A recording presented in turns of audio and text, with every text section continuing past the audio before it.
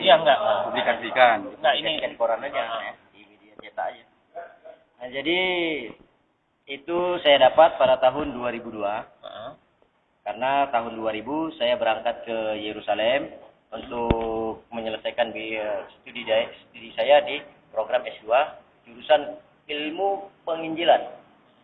Jadi satu-satunya pendeta dari Indonesia, 16.777 pendeta aliran Rohul Kudus yang dikirim ke Yerusalem hanya saya. Jadi setibanya di Yerusalem, ini kebetulan sekali di apartemen saya itu tinggal kami 4 orang. 4 orang ini mewakili 4 benua. Saya mewakili benua Asia dari Indonesia. Pendeta Abraham yang sekarang menjadi Ustadz Ibrahim Al-Samad Al-Bukhari mewakili benua Amerika, berasal dari Washington DC. Ya. Pendeta Nicholas dari Yunani mewakili benua Eropa, dan pendeta Samuel dari Kamerun mewakili benua Afrika. Alhamdulillah mereka bertiga sekarang sudah menjadi pengikut Islam jauh sebelum saya menjadi seorang Muslim. Alhamdulillah. Jadi apa sebab mereka bertiga masuk Islam terlebih dahulu sebelum menyelesaikan studi S2-nya? Karena kami mendapat Injil Ibrani di Masjidil Aqsa. Jadi di Masjidil Aqsa itu di bawah di khutbah ya, di kat mimbar itu ada terowongan. Di situ tersimpan segala pustaka tua dari mulai Zabur, Taurat, Injil, dan Al-Quran yang ditulis oleh para sahabat pada waktu itu ya. Jadi tulisan Bilal juga ada di situ. Tulisan Bilal, tulisan Abdurrahman bin Auf juga ada. Jadi sejarah tentang bertobatnya seorang raja, Maharaja Ibrahim bin Adham juga ada di situ. Jadi setelah kami mengacak-ngacak perpustakaan tua di Masjidil Aqsa itu, dapatlah salah satu kitab tua yang ditulis di atas daunan ya, dan kulit kayu ya. Di situ berbahasa Ibrani yang semua isinya 425 ayat. Salah satu ayat itulah yang membuat ketiga pendeta tadi berbalik 180 derajat. Apa isinya? Di ayat yang ke-415 Nabi Isa berkata, "Aku bukan Mesias." Jadi pengertian Mesias dalam bahasa Ibrani adalah Tuhan yang menciptakan alam semesta. Dan aku bukan Eli. Aku adalah Isa. Aku bukan Yahya. Aku adalah Isa putra Maryam. 1500 tahun setelah terangkatnya aku ke atas langit, maka akan lahirlah seorang anak yang bernama Ahmed. Dia lahir pada tanggal 12 Rabiul Awal, tahunnya tahun gajah, harinya hari Isnin, waktunya menjelang fajar. Dialah awal, dialah akhir. Dan aku tidak akan pernah mati sebelum aku menjadi umatnya Ahmed. Kelak aku akan turun ke dunia ini bersama dengan seorang pemuda tampan yang berusia 17 tahun. Aku turun di salah satu negeri di Menara Putih, negeri Damaskus. Pemuda tersebut turun di tempat umatnya Ahmed berkumpul di seluruh pelosok penjuru negeri. Dan kamilah yang akan memimpin umat ini selama 7 tahun. Dan akan menyelamatkan umatnya Ahmed dari kehancuran. Nah, itu. Jadi itulah isi daripada Injil Ibrani. Jadi dari situlah ketiga sahabat saya itu berubah pikiran. Dia berkata, kami cari di dalam Barnabas, kami cari di dalam Bible, kami cari dalam Alkitab Keluaran tahun 01 yang ditulis oleh Rasul Paulus. Siapa Rasul Paulus itu? Itulah cikal bakal Paus, pimpinan Katolik pertama. Ya, sementara Rasul Paulus ini adalah seorang sahabat Nabi Isa, salah satu sahabat Nabi Isa yang ke-10. Jadi dialah yang menipu seluruh umat Kristen dunia hingga pada hari ini. Kenapa? Karena tipuan dia itu, karena ambisi dia ingin menguasai dunia lah, maka dia palsukan Injil, ayat-ayat yang diturunkan Allah kepada Isa alaihissalam. Nah itu. Jadi setelah mereka bertiga pulang dan mereka resmi masuk Islam di Masjid Madinah, tinggal saya. Jadi saya menyelesaikan bidang studi saya di program S2 pada tanggal 1 Februari 2004. Selesailah saya menyandang predikat MMI ICM. Jadi itu MMI ICM itulah predikat pendeta internasional. Jadi MMI itu predikat pendeta internasional, ICM itu ahli sejarah dalam kitab. Itulah gelarnya itu kan. Nah, jadi setelah saya pulang ke Indonesia, pada waktu itu saya masih warga negara Timur Leste. Ya. Nah, saya warga negara Timur Leste. Hingga pada detik ini saya masih tetap warga negara Timur Leste ya.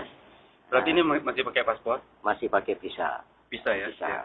Jadi visa memang lain visa kita dengan visa negara luar berbeda ya. Ya. Karena visa Timor Leste dengan Indonesia ini masih ada permudahan. Nah, jadi pada tanggal 15 Maret 2004 itu saya pulang ke Indonesia pada tanggal 10 Maret 2004 saya ke Dili ya. Dili Timur karena waktu itu sudah lepas dari Indonesia. Dari Dili saya 1 hari langsung terbang ke Bali ke tempat orang tua, ke tempat ibu kandung saya, asal ibu kandung saya. Di situ saya tanggal 14 saya dipanggil untuk mengikuti musyawarah internasional Gereja Aliran Roh Kudus yang diadakan di Yogyakarta. Jadi pada waktu itu ditunjuklah saya sebagai ketua misionaris untuk Aceh. Untuk Indonesia wilayah barat khususnya Aceh. Jadi saya mengenal Aceh itu bukan karena tsunami itu belum ya. Konflik. Bukan karena konfliknya, bukan karena sumber daya manusianya dan sumber daya alamnya. Saya mengenal Aceh itu karena dari fanatiknya Islam di Aceh. Ya. Jadi nama Aceh itu sudah ada di tembok ratapan. Tembok ratapan itu ada di Bethlehem. Jadi di situ tembok ratapan, di situ juga Masjidil Aqsa ya. Tembok ratapan itu apa? Tembok ratapan itu tempat ibadahnya umat orang-orang Yahudi. Ada juga gereja tertua di situ. Nah, jadi di situ saya mengenal nama Aceh itu dalam ejaan lama Aceh itu di tembok ratapan. Bahkan di Manchester, di kota Manchester Inggris, nama Aceh itu sudah populer. Populer bukan karena kekayaannya, tapi populer dengan agamanya. Jadi program Uni Eropa Aceh harus hancur. Ini programnya. Target. Berbagai cara harus hancur Aceh. Salah satunya ini sangat dirahasiakan sekali. Ada beberapa orang ya petinggi-petinggi ya sebenarnya kaum ya tokoh-tokoh masyarakat Aceh itu ada dipanggil di salah satu tempat di salah satu negara di belahan bumi Eropa untuk diminta bantuan bagaimana bahwa tim kami bisa leluasa masuk ke Aceh. Jadi itu ada salah satu tokoh masyarakat Aceh memberikan rekomendasi kepada kami untuk menjelajahi Aceh. Jadi pada tahun 2004 tanggal 16 April saya dikirim ke Aceh beserta dengan 200 orang pendeta, 114 dokter dan perawat. Berarti itu disyahadatkan masuk Islam kapan, Ustaz? Jadi ini dulu kan gitu dulu kan. Ini perjalanan saya kan. Ini jadi perjalanan saya. Nah, jadi masuk ke Aceh kami bukan ke Kutaraja, tapi ke Kabupaten Pidi. Kenapa harus ke Kabupaten Pidi? Karena seorang putra Kabupaten Pidi lah yang menjadi pendeta, penunjuk jalan bagi kami. Ya. Karena dia seorang pendeta ya. Ya. Dia seorang pendeta berasal dari Padang Tizi. Ya. Bernama siapa?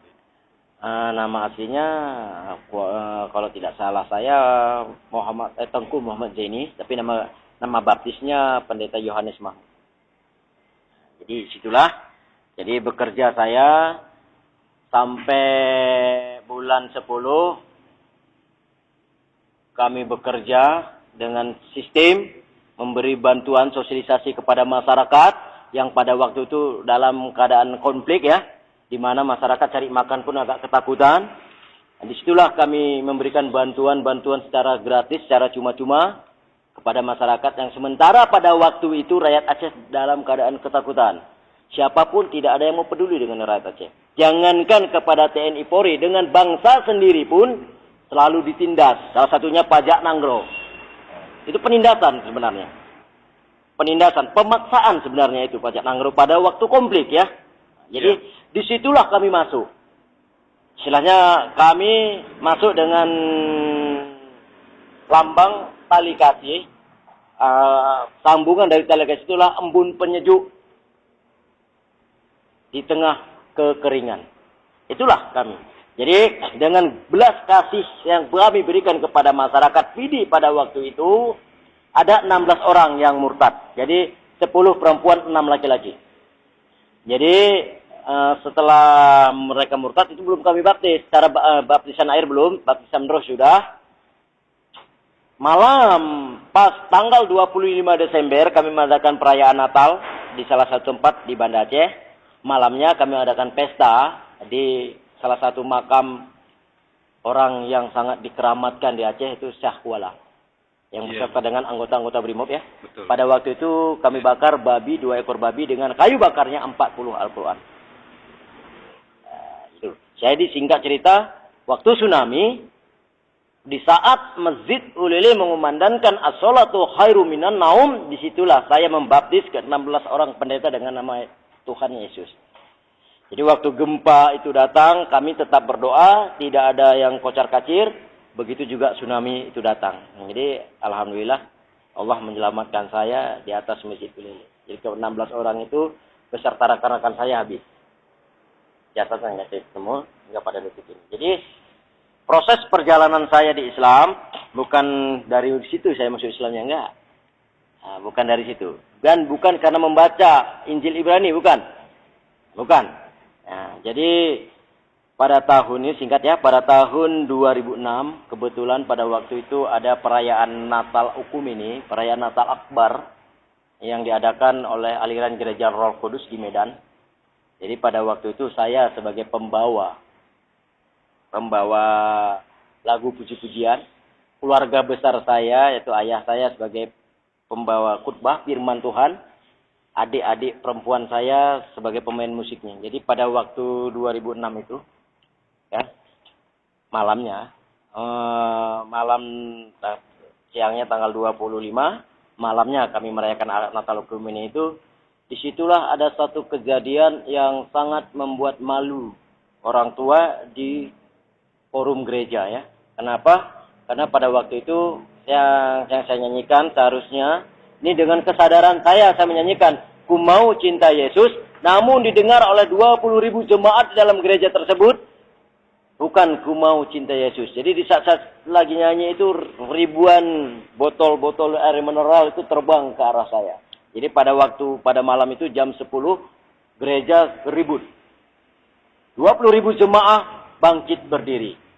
Jadi pada waktu itu seorang kakak saya yang tertua dari yang sekarang memimpin gereja di Melbourne, dia tarik saya masuk ke ruangan pastori, ruangan gereja, ruangan pendeta. Jadi dia berkata, apa yang kamu nyanyikan tadi? Saya katakan, ku mau cinta Yesus. Apa yang kamu nyanyikan? Ku mau cinta Yesus. Apa yang kamu nyanyikan? Ku mau cinta Yesus. Bukan. Jadi acara gereja tetap dilanjutkan. Saya tetap dikurung sama kakak di pastori, ditanya, diinterogasi sama kakak di ruangan pastori tersebut. Selesai acara gereja jam 3 mereka masuk. Para pendeta undangan, 40 orang pendeta undangan itu masuk ke ruangan pastori. Mereka berdoa, mendoakan saya. Karena mereka beranggapan saya kemasukan roh tsunami. Wajar, karena saya waktu itu ada di Aceh ya. Nah, jadi didoakan. Jadi saya katakan, kenapa saya harus saja didoakan? Saya tidak sakit. Tidak ada roh kegelapan yang ada pada diri saya. Tidak ada setan yang masuk ke dalam tubuh saya. Jadi mereka berkata, ayahanda saya berkata, kamu telah kemasukan roh tsunami di Aceh. Karena kamu telah membuat malu Tuhan Yesus di hadapan para jemaat. Jadi saya katakan, bagaimana cara saya membuat malu? Sedangkan saya tidak ada berbuat sedikit pun untuk memalukan Tuhan Yesus. Saya hanya memuliakan Tuhan Yesus dengan mengangkat puji-pujian ku mau cinta Yesus. Namun kakak saya putar kaset rekaman saya pada waktu itu. Disitulah saya terkejut, saya sujud minta ampun kepada orang tua. Ternyata yang saya nyanyikan pada waktu itu Salatullah salamullah ala yasin habibillah. Itulah. Jadi suara saya itu sekarang ini sudah menjadi populer di gereja, tapi bukan untuk perbandingan bagi mereka, tapi untuk ejekan bagi mereka.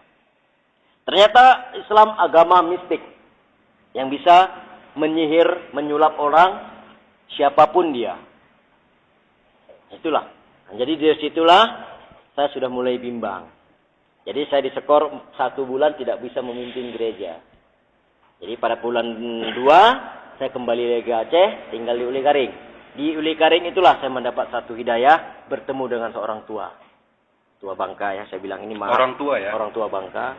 Yang awal pertemuan saya di Syahkuala pada malam tsunami. Ya. Nah, jadi di salah satu kedai kopi di Simpang 7. Jadi pada waktu itu hari Minggu jam 8 pagi, di saat saya ingin pergi ke gereja, nunggu jemputan dari Banda Aceh. Jadi datanglah orang tua tersebut di depan saya duduk. Jadi saya kira dia itu seorang pengemis ya, dengan pakaian yang serba ada, celana panjang pakai sarung, bawa sarung lagi, topinya, kopiahnya tuh udah warnanya bukan hitam lagi, selopnya selang-seling, yang satu berwarna hitam, yang satu berwarna putih, selop swallow. Jadi dia berkata, saya kasih uang 5.000 dia tidak terima, uang 10.000 dia tidak terima, uang 20.000 dia tidak terima. Dia berkata, antarkan saya ke depan, ke masjid. Di Masjid Uli Karing. Jadi saya antar dia ke depan, ke kamar mandi, sampai kamar mandi, masuk dia ke dalam masjid, saya tunggu di depan. Di depan masjid itu di tangga duduk. Waktu itu Masjid Uli Karing belum dirubah, masih bangunan lama. Jadi saya SMS sama anak buah saya, di Banda Aceh. Mungkin saya agak telat sampai di gereja. Lanjutkan acara. Begitu saya sampai langsung saya naik ke podium karena saya lagi bersama dengan seorang tua yang mungkin bisa menjadi dombanya Allah pada waktu itu saya bilang. Jadi setelah saya SMS dengan teman, jadi teman balas SMS, oke, Pak Pendeta kami lanjutkan. Setelah dia tepuk bahu saya. Dia berkata 2 hari lagi di Uli Karing akan ada pesta. Saya berkata kepada dia, pesta apa Pak? Saya di Uli Karing bukan 1, 2, 3 hari. Udah setahun lebih saya di Uli Karing. Kalau ada pesta apapun saya pasti tahu. Ini pesta besar. Jadi dia pegang tangan saya, ikuti kata-kata saya. Jadi pada waktu itu saya seperti kerbau kena cucuk hidung ya. Dia bacakan asyhadu alla ilaha illallah al-malikul haqqul mubin Muhammadar Rasulullah shadiqul wadul alamin sebanyak 7 kali saya ikut. Jadi selesai itu badan saya lemas. Saya disuruh balik lagi ke kedai. Dan dia juga balik, dia duduk sebentar, habis itu pergi lagi. Dia ketepuk lagi bahu saya sebelum dia pergi. 2 hari lagi, ingat 2 hari lagi akan ada pesta besar di sini. Jadi begitu dia keluar, begitu saya bayar uang kopi, saya lihat ada tinggal kain merah di atas meja tempat dia duduk tadi. Begitu saya ambil, ini pasti punya bapak tadi. Ingin saya kembalikan, sudah tidak nampak lagi. Jadi saya tanya kepada salah seorang pedagang di situ, pedagang sarapan pagi, Kak, mana Bapak Tuan duduk sama saya? Apa jawabannya? Itu bukan Pak Tuan, itu kan kawan Pak Pendeta. Jadi disitulah saya nggak jadi ke gereja, saya pulang ke rumah. Jadi saya katakan sama ibu kos pada waktu itu, saya katakan bahwa saya ingin masuk Islam. Jadi hidayah saya disitulah, di kedai kopi itu saya temui. Itu hidayah. Jadi yang saya pelajari, ya, hasil saya kuliah dengan Al-Quran ternyata sama. Kata apa yang dikatakan Injil Isa dalam Injil itulah Muhammad Rasulullah Sallallahu Alaihi Wasallam. Jadi bulat tekad saya masuk Islam. Walaupun keislaman saya itu sebenarnya sangat tidak disetujui oleh keluarga besar saya. Hingga pada detik hari ini, orang tua saya, keluarga besar saya masih tetap masih tetap mencari keberadaan saya untuk ditarik lagi menjadi seorang Kristen. Bahkan 4 rekening saya diblokir oleh keluarga. Jadi keempat rekening itu ada uang kurang lebih 56 juta, 56,3 miliar. Itu uang hasil gereja. Biaya aja. Enggak, uang gaji saya. Oh, yang gaji. Uang gaji saya selama 2 tahun. Tapi acara besar yang dibilang kakek tadi apa itu? Ada pesta besar? Itulah saya Islam. Oh, ya. Itulah keislaman saya di desa Imasin Uligari di Menasah. Seorang pendeta masuk Islam itu kan acara besar, pesta besar. Ya. Pesta besar bagi umat Islam. Berarti saudara masuk Islam sesudah tsunami? 3 tahun setelah tsunami. 2006. 2007. Oh, sesudah tsunami. 12 Juni 2007. Tapi resminya 1 Agustus 2007. Yang tahu waktu itu siapa aja yang tahu Ustaz dia memeluk Islam. Tokoh-tokoh masyarakat di desa di Kecamatan Uligari. Rekan-rekan belum. Oh belum. Jadi rekan-rekan belum. Jadi sampai detik ini memang rekan-rekan saya tidak ada tahu. Jadi waktu ada pemberitaan di koran pada tanggal 2 Agustus ya. Pada waktu itu kami dibina di asrama haji, pembinaan mualaf setelah tsunami. Jadi kan ada kru media cetak dan elektronik ya. Ya. Mungkin adik ini ada waktu itu datang ke asrama haji. Jadi di situ saya katakan terus waktu difoto itu saya tunduk kepala saya. Jadi nama asli saya nggak saya ungkap di situ, hanya Kristian. Yang jelas nama asli saya Pendeta Gusti Kristian Andreas Natalis Munte STH MMI ICM. Nama Islam sekarang. Gusti Ilham Rahmadani. Kenapa Gusti nggak hilang? Karena Gusti itu nama Bali. Kenapa Munte-nya nggak hilang? Munte itu nama Karo. Jadi bapak saya Bali, bapak saya Karo, saya lahir di Timur Leste. Bapak saya meninggal di Timur Leste. Jadi saya hidup 6 tahun di panti asuhan. Setelah itu saya diambil oleh abang kandung bapak, itulah yang menjadi ayah. Yang sampai saat ini. Kalau ayah kandung saya sudah meninggal, saya berusia 7 tahun. Ibu saya meninggal di saat saya berusia 9 tahun. Oke. Itu. Ini saya mau Tapi yang Injil revisi sekarang nggak ada yang 415 ayat itu udah diubah ya. Jadi Injil itu dihilangkan pada tahun 350 sebelum Masehi. 350 sebelum Masehi. Itu udah diubah. Itu sudah dikumpulkan seluruh Injil-Injil yang asli di seluruh pelosok penjuru negeri, dibakar, abunya dibuang ke Laut Merah. Maka Laut Merah itu airnya berubah. Tidak lagi merah, tapi berwarna hitam karena endapan abu-abu Ibrani. Setelah pembakaran Injil Ibrani, maka ada musyawarah. Pada waktu itu pertemuan para ulama ya, baik dari suku Parisi, dari suku Sadusi, dari suku Syiah ya.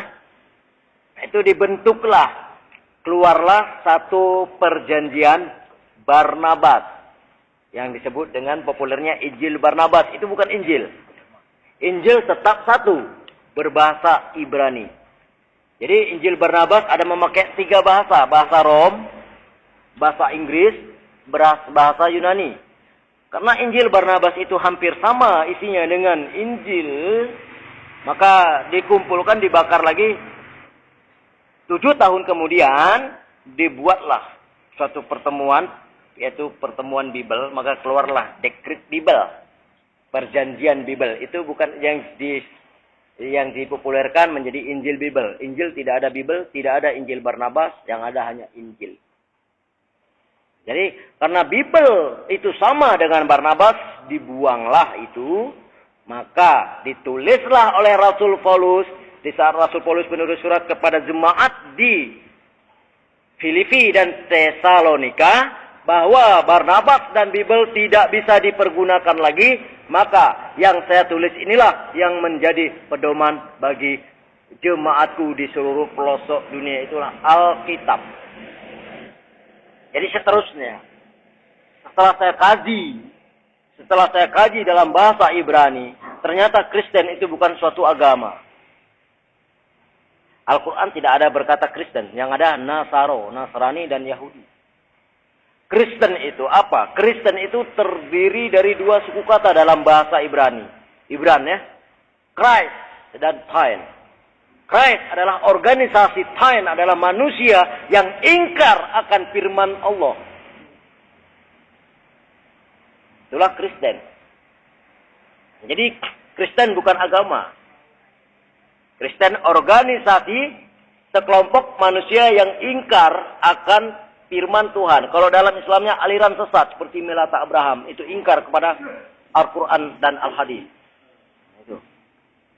Nah itulah di situ. Jadi saya masuk Islam tidak ada paksaan apapun. Yang hidayah kata mimpi-mimpi itu tidak ada seperti mualaf-mualaf yang lain. Karena saya nggak pandai ngarang cerita ya. Ketemu ini, ketemu itu saya nggak. Saya terus terang keislaman saya karena uji teknologi yang telah saya dapat. Tadi menyebutkan orang tua itu. Kira-kira menurut derajat saudara siapa orang tua itu? Setelah saya resmi menjadi seorang muslim, saya ada duduk di salah satu kecamatan di Kabupaten Pidi, itu Kecamatan Tangsi.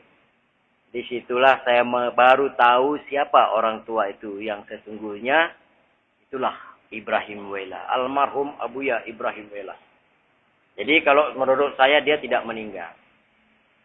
Karena hingga pada hari ini juga dia selalu datang kepada saya setiap malam Jumat. Itu memberikan pencerahan-pencerahan kepada Islam. Jadi maaf, saya bisa belajar sembahyang, bisa belajar berdoa, itu dari beliau. Bahkan ada beliau kasih doa kepada saya, doa yang bisa menyembuhkan segala jenis penyakit, baik penyakit jasmani dan penyakit rohani. Apa itu doanya? Bismillahirrahmanirrahim 7 kali. A'udzu bi'izzatillahi wa qudratihi min syarri ma'azidu wa uhaziru Allahumma rabb anas azid al-ba'as isyifi wa anta asyafila sifa-sifauka syifan la yuhadir sagaman. A'udzu billahi samil alimi minas syaitonir rajim. Rabbi a'udzu bika min hamazati sayatin wa jubika rabbi ayadurun.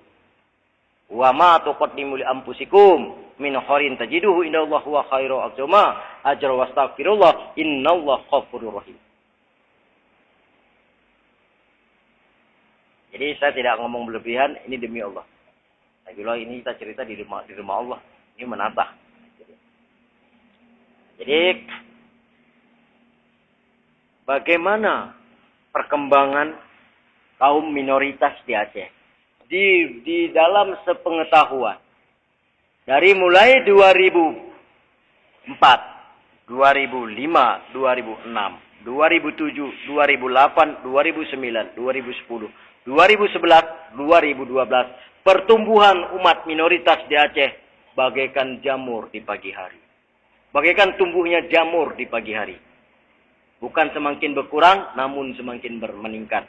Pada tahun 2012, laporan tahunan dari hasil para anak buah saya yang ada di Aceh dari mulai Singkil sampai ke Melaboh, umat Islam dari kaum etnis suku Aceh asli, tidak ada suku campuran yang berpindah agama itu berkisar 135 orang. Bahkan 3 minggu yang lalu di Pantai Lampu jam 7 di salah satu pantai di pesisir ya, ujung pulau Sumatera itu ada pembaptisan 3 orang mahasiswa yang berasal dari barat, selatan, dan Aceh Lausa, yaitu Kota Sari. 2013 itu. Jadi program-programnya, waduh, sangat tertutup rapat, rapi sekali permainan mereka. NGO, LSM itu adalah bagian daripada mereka. Untuk program hasil rapat kami di Medan kemarin untuk 2013 sampai 2018, pihak minoritas, yaitu misionaris, ini beda dengan Kristen yang lain. Kristen misionaris adalah Kristen aliran Roh Kudus. Sementara Kristen Katolik dan Protestan biasa itulah aliran Ortodok. Mereka tidak punya misi. Yang punya misi adalah aliran Roh Kudus. Itu kami. Banyak gereja aliran Roh Kudus itu banyak cabangnya. Jadi pada tahun 2013 salah satu program bagi orang-orang misionaris yang pertama sekali menghancurkan dayah tradisional. Jadi yang kedua bantuan kemanusiaan di sini. Ini andai kata pemerintah Provinsi Aceh, tokoh-tokoh masyarakat di Aceh, orang-orang kaya di Aceh lupa, alamatlah kapal, tenggelamlah bahtera keislaman Aceh di Aceh. maka akan hilanglah nama label Aceh sebagai Serambi Mekah pada tahun 2022 akan diganti menjadi Tanah Kemuliaan Tuhan. Naudzubillah min dzalik. Akan terbukti. Sekarang aja tengok. Jadi ini pesan saya, tolong. Ini boleh ditulis dalam Quran. Jangan salahkan misionaris mengobok-obok akidah di Aceh. Salahkanlah orang-orang Islam sendiri di Aceh. Kenapa? Banyak sekarang pejabat-pejabat ya, baik dari tingkat atas, tingkat 2, sampai tingkat kecamatan. Baru punya mobil 1, itu pun kredit. Sudah lupa kepada kiri kanan, lupa kepada anak yatim, lupa kepada fakir, lupa kepada kaum duafa. Ini kenyataan. Jadi kesempatan inilah yang dipergunakan oleh kaum minoritas untuk menarik simpati bagi mereka. Apalagi menjelang 2014 adalah pemilu. Ini hati-hati.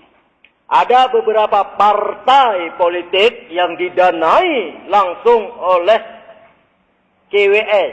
Apa itu CWS? Christian World Service, induknya misionaris tingkat dunia.